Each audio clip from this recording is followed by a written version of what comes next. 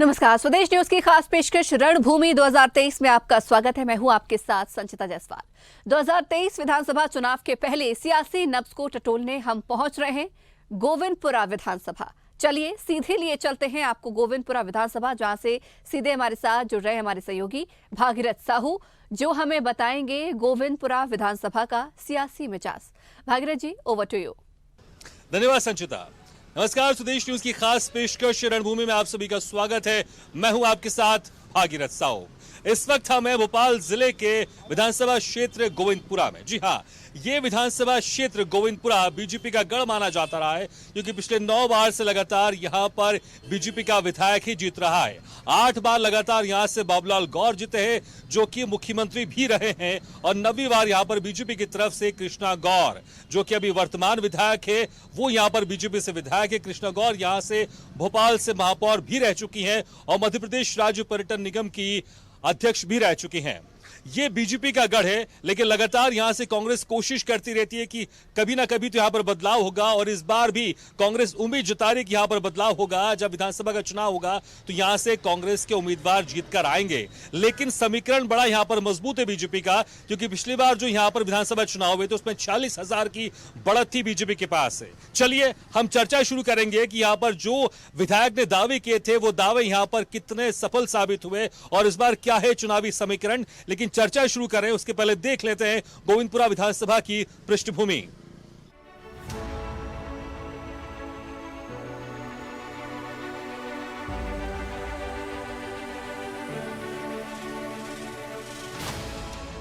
भोपाल की गोविंदपुरा विधानसभा सीट का गठन 1967 में हुआ था। 1967 के विधानसभा चुनाव में कांग्रेस ने इस सीट पर जीत दर्ज की थी। यहां से चुनाव जीतकर कांग्रेस प्रत्याशी केएल प्रधान विधानसभा पहुंचे थे। इसके बाद कांग्रेस ने 1972 के चुनाव में भी इस सीट से जीत दर्ज की। साल 1977 में इस सीट पर कांग्रेस की हार हुई और उसके बाद से यहां से कांग्रेस लगभग गायब हो गई। 1977 के विधानसभा चुनाव में यहां से जनता पार्टी के प्रत्याशी लक्ष्मी नारायण शर्मा विधायक बने थे। 1980 तक बीजेपी की स्थापना हो गई थी, जिसके बाद इसी साल हुए विधानसभा चुनाव में पार्टी के उम्मीदवार बाबूलाल गौर ने गोविंदपुरा विधानसभा सीट से पहली बार चुनाव जीता था। इसके बाद गोविंदपुरा विधानसभा सीट पर बाबूलाल गौर का कब्जा हो गया, जिसके बाद वो यहां से कभी चुनाव नहीं हारे।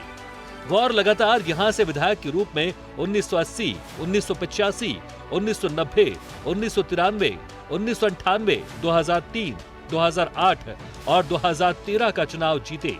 साल 2018 के विधानसभा चुनाव में भी गौर परिवार के सदस्य ने यहां से जीत दर्ज की थी। फिलहाल गोविंदपुरा विधानसभा सीट से बाबूलाल गौर की बहू कृष्णा गौर विधायक हैं।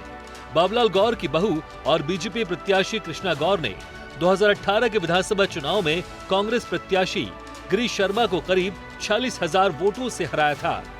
गोविंदपुरा विधानसभा सीट बीजेपी के कद्दावर नेता और पूर्व मुख्यमंत्री बाबूलाल गौर का गढ़ मानी जाती रही है। पिछले 40 सालों से ये सीट भारतीय जनता पार्टी का अभेद्य किला रही है। कांग्रेस कई बार कोशिश करने के बाद भी बीजेपी के इस गढ़ पर फतेह हासिल नहीं कर पाई है। हर बार यहाँ कांग्रेस को हार का सामना करना पड़ा। 2018 का चुनाव परिणाम। साल 2018 के विधानसभा चुनाव में भोपाल की गोविंदपुरा विधानसभा सीट से 20 लोगों ने नामांकन पर्चा दाखिल किया था, जिसमें कृष्णा गौर को 1,25,487 वोट प्राप्त हुए, जबकि कांग्रेस के गिरीश शर्मा को 79,128 वोट मिले थे। गोविंदपुरा विधानसभा सीट मतदाताओं के लिहाज से सबसे बड़ी विधानसभा है।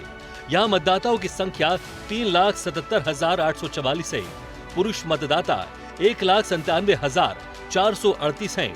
महिला मतदाता 1,80,391 है। थर्ड जेंडर 15 मतदाता इस सीट से हैं। गोविंदपुरा विधानसभा सीट में ओबीसी वर्ग के मतदाता निर्णायक माने जाते हैं।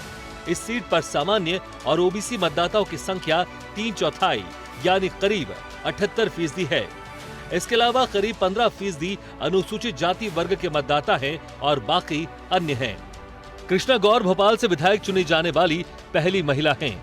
वो भोपाल की महापौर और मध्य प्रदेश राज्य पर्यटन निगम की अध्यक्ष भी थीं। 2005 में गौर को मध्य प्रदेश राज्य पर्यटन निगम का अध्यक्ष नियुक्त किया गया।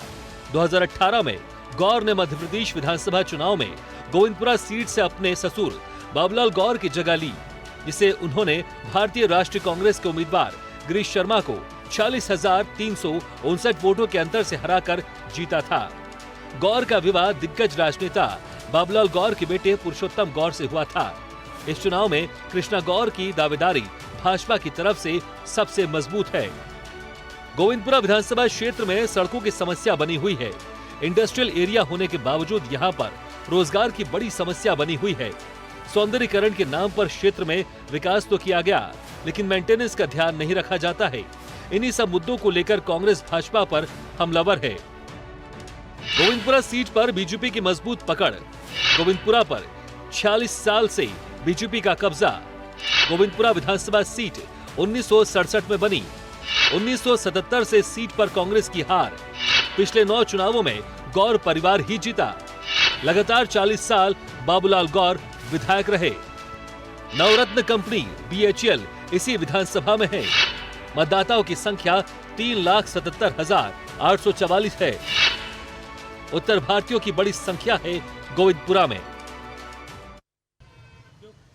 तो आपने पृष्ठभूमि देखा कि गोविंदपुरा विधानसभा में क्या चुनावी समीकरण है और क्या इतिहास रहा है गोविंदपुरा विधानसभा का। यहां पर नवरत्न कंपनियों में से एक कंपनी BHEL है और इंडस्ट्रियल एरिया भी है, लेकिन तब भी यहां पर बेरोजगारी की समस्या है और सड़कों की समस्या, पानी और मूलभूत सुविधाओं को लेकर लगातार विपक्ष सरकार पर आरोप लगाता ही रहता है। चलिए तो हम बात करते हैं कि जो विधायक ने यहाँ पर चुनाव से पहले दावा किया था, वो दावे यहाँ पर कितने साबित हुए और जितने विकास के कार्य गिनाए गए थे चुनाव से पहले, कितने विकास के कार्य हुए हैं। लगातार यहां से यहां पर अगर बात करें, बीजेपी का गढ़ माना जाता रहा है।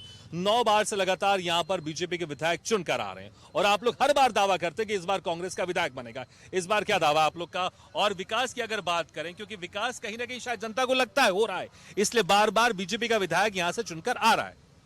मेरा कहना है कि BHEL जो गोविंदपुरा की पहचान है वो भारत हेवी इलेक्ट्रिकल लिमिटेड से है। कांग्रेस ने यहाँ कारखाना लगाया। कांग्रेस के कार्यकाल में 50,000 करोड़ का टर्नओवर BHEL ने पूरा किया। 1-1 लाख रुपए का बोनस मिला। उसके बावजूद भी BHEL के लोगों ने, मजदूरों ने, तथाकथित मजदूर नेता जो यहाँ का हम ही भरते थे कि ये मजदूरों के नेता हैं, उसका विश्वास करते हुए लगातार यहाँ से जीत दिलाई बीजेपी को। लेकिन अब ये समीकरण बदल चुके हैं।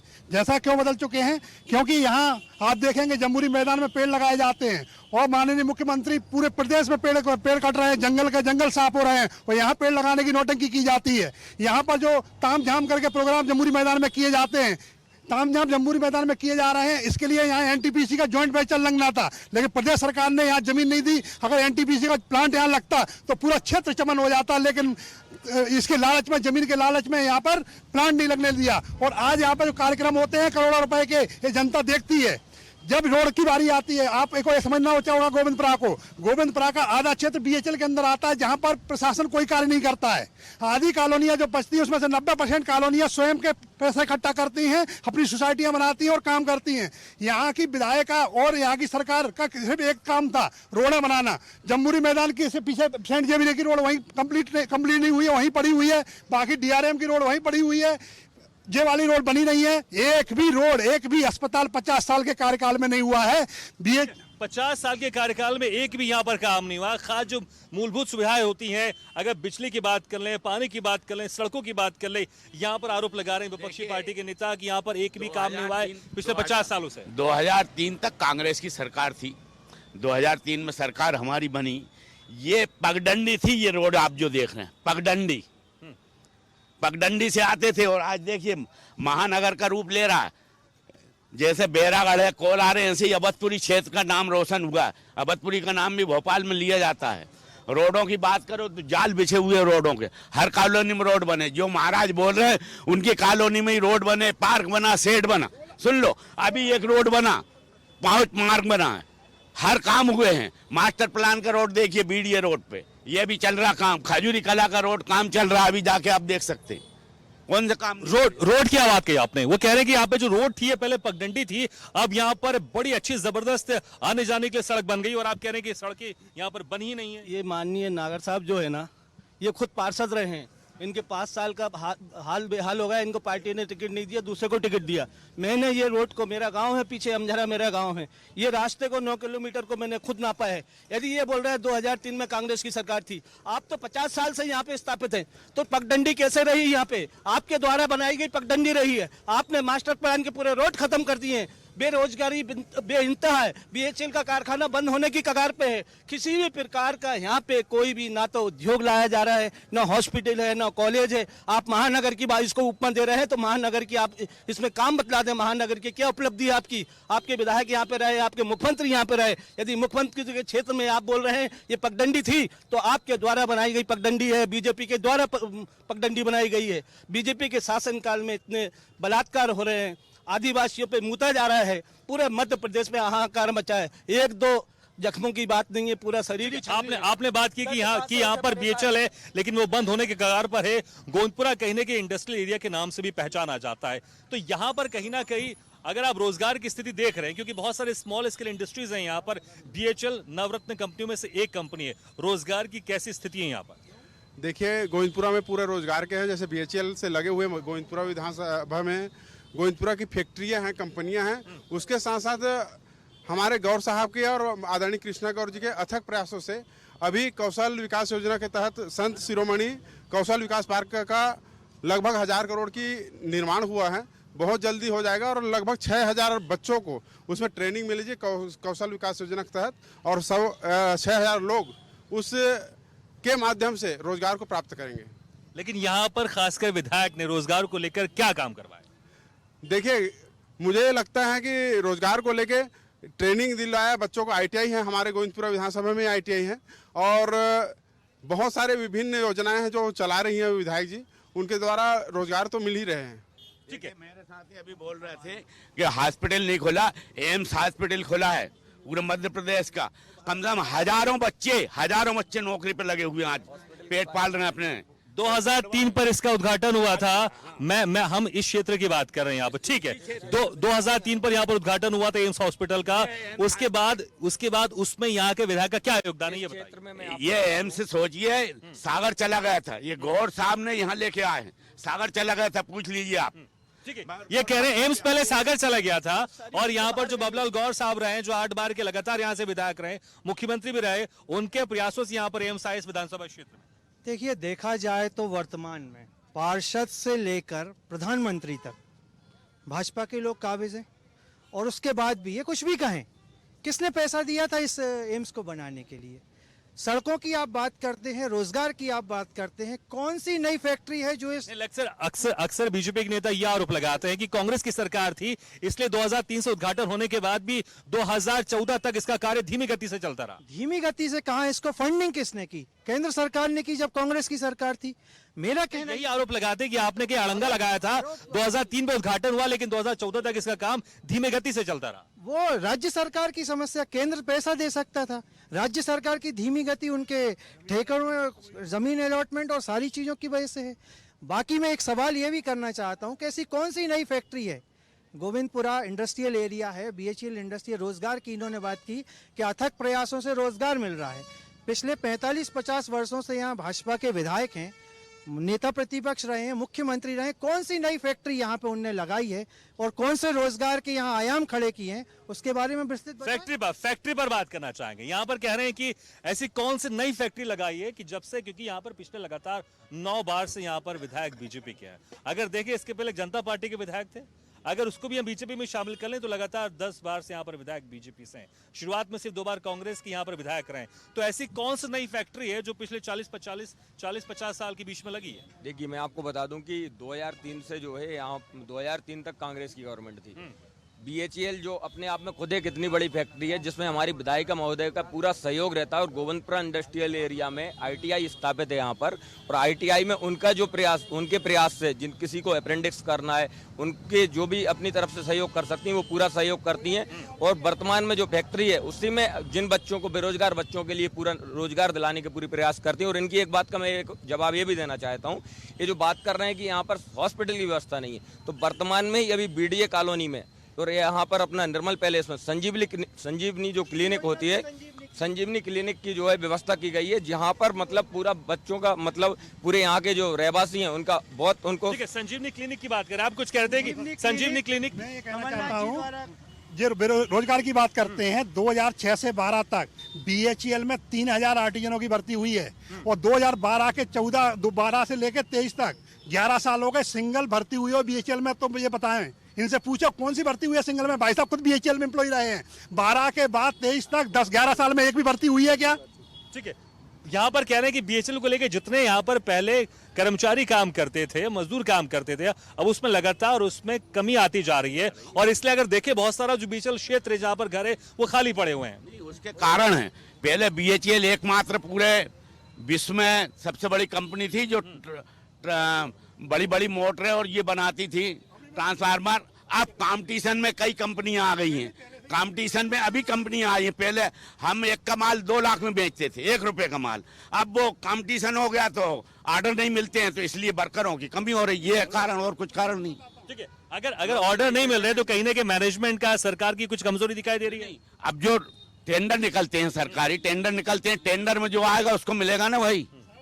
ठीक है, चलिए आप ठीक है संजीवनी क्लिनिक की बात कर रहे थे, संजीवनी क्लिनिक की बात कर रहे थे। देखिए, संजीवनी क्लिनिक जो है कमलनाथ जी के शासनकाल में दी गई, उनके द्वारा दी गई योजना है।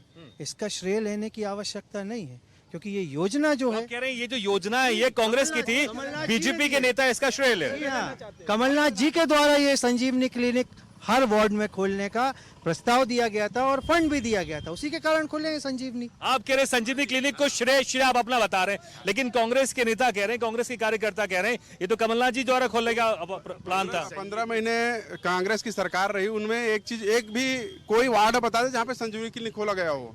योजना बनाते तो है, बनाते नहीं है। बड़ा सवाल 15 महीने कांग्रेस की सरकार थी तो उस वक्त क्यों इस पर काम नहीं किया? बड़ा सवाल। उसी पर काम किया है, उसी पे काम किया।